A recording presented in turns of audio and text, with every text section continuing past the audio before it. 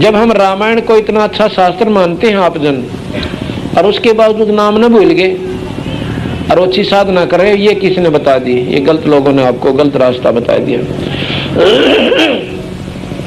कबीर साहब भी कहते हैं, कलयुग में जीवन थोड़ा है, भाई कर लो बेग संभार, योग साधना ना बन सके केवल नाम आधार।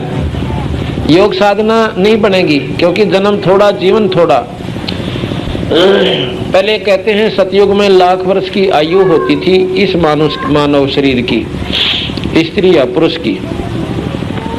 तो उस समय लोग योगी जन योग साधना करके, क्योंकि वातावरण ठीक था, इतनी वातावरण में दूषिता नहीं थी, मलिन विचार लोगों के नहीं थे, इसलिए वो मलिनता भी नहीं थी। क्योंकि ज्यादा से हमारी वातावरण में जो घूम रहे हैं तुच्छ विचार, वो भी हमें परेशान कर देते हैं। तो उस समय सतयुग में लोग साधना करते थे, क्योंकि योगी ज्यादा हो गए।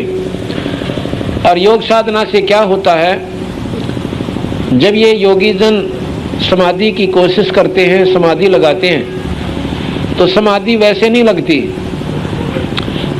अंदर कोई ऐसे चमत्कार, ऐसे दृश्य, कहीं प्रकाश, कहीं अंधेरा, कहीं गुफा, कहीं पहाड़, कहीं पर झरने बह रहे हैं, इनसे ऊपर जब चली जाती है सूरत, उसके बाद जो है एक बहुत लंबा चौड़ा अंधेरा आता है, उसको भी शून्य कहते हैं। उस अंधकार को पार करके फिर एक प्रकाश दिखाई देता है। उसमें जब ये प्रवेश कर जाता है, ऊपर बहुत गजब के ऐसे जैसे आतिशबाजियां होती हैं दिवाली के ऊपर, इस प्रकार का बहुत रमणीय स्थान दृश्य उनको नजर आता है।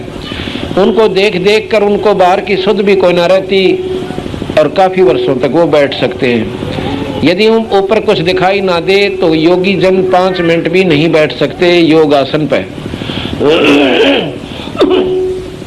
तो यही बताया सतगुरु महाराज ने कि बाहर के दृश्य ना देखकर अंदर के दृश्य देखते रहते हुए वो योगी जन अपने मानव शरीर को बर्बाद करके चले जाते हैं एक नाम के सुमरण बिना।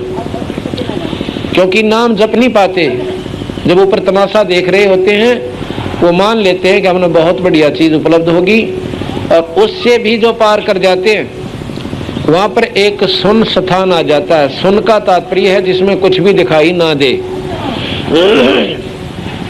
केवल इतना प्रकाश होता है, और उस प्रकाश का उन्होंने पहले ज्ञान होता है कि भगवान का असली स्वरूप प्रकाश है।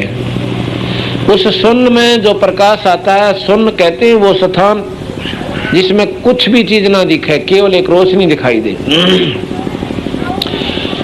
तो उस शून्य में जाकर के ये सोच लेते हैं कि हमने पूरी उपलब्धि होगी ईश्वरीय, जो हम वर्णन करते हैं ना, ज्योति निरंजन प्रकाश में परमात्मा, वो कहते हैं कि वो हमने दिख गया, और दिख गया तो हमारा जीवन सफल हो गया, इब मुक्ति हो